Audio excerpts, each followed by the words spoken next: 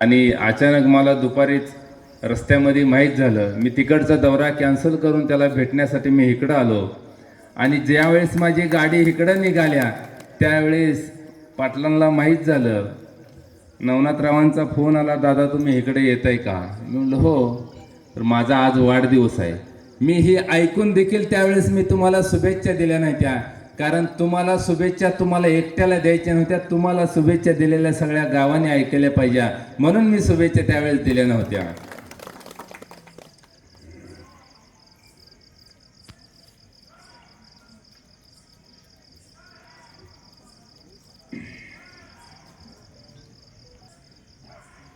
दौड आपणाला वाढदिवसाच्या माझ्याकडून, माझ्या सहकुटुंब परिवाराकडून, शिवसेना उद्धव बाळासाहेब ठाकरेंच्या वतीनं, युवा सेना प्रमुख माननीय आदित्य साहेबांच्या वतीनं,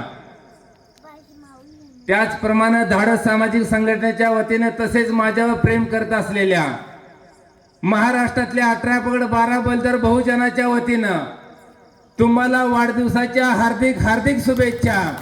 आई तुळजाभवानी पांडुरंगाला नतमस्तक होऊन मी प्रार्थना करतो की तुमच्या हातून, खरं तर तुमचं कार्य बघितल्यानंतर तुम्ही यापेक्षा पुढच्या पदावर जावं आणि तुमच्या हातून या